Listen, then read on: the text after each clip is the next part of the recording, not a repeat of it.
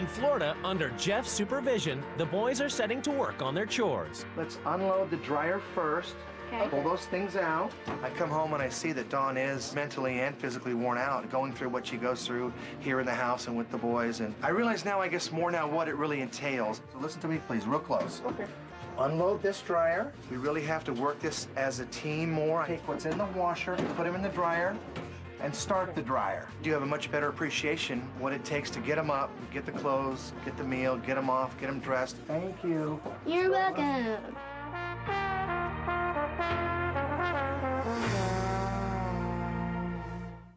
In California, the no sports rule is taking its toll. Yesterday I did really nothing, and I usually have sports every single day. Sports just like make my day. Not having the sports, it's just boring.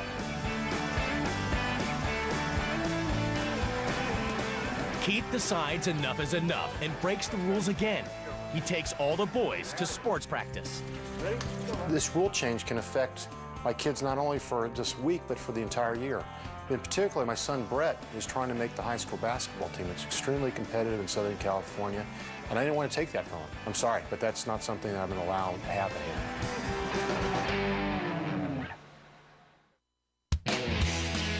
Now the Smith boys have had a taste of Dina's fitness regime, they can't get enough. Dad Jeff is delighted.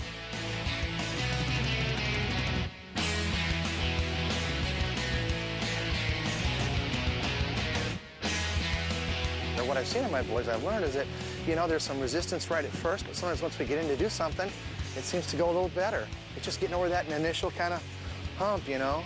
On the balls of your feet, on your toes, on your toes. Down, baby! You don't know how happy I am. Right. Karate was so much fun. I love doing karate. So I'm gonna go back to karate. Good for the boys. Heck, it's good for the dad. We made it! We made it! We made it! Dawn discovers that Keith has taken the boys to sports practice. She's furious and wants Keith to understand how much he's humiliated her. My children are playing by the rules. They're willing to step outside of their life for a few days, out of their comfort zone, just to respect your wife, to show her respect.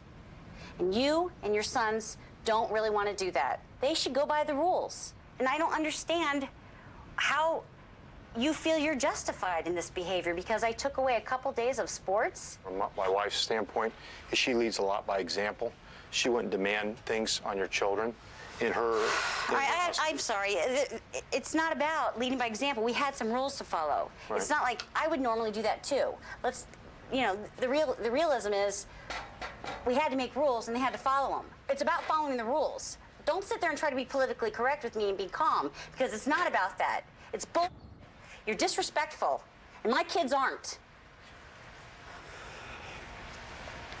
I mean, I'm not a perfect person, Don. You know, this experience kind of showed me some of my flaws.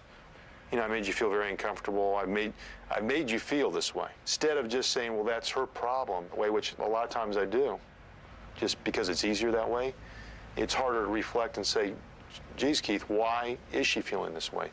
What are you doing to make her feel this way? I appreciate that. I really do. Chores and routine and rules and all that stuff, that's not the kicker here. That's not what I learned. Thank you. It's more, that was more of an inconvenience. This is more about who you are as a person, or as a parent, or as a father. Thanks, Tom.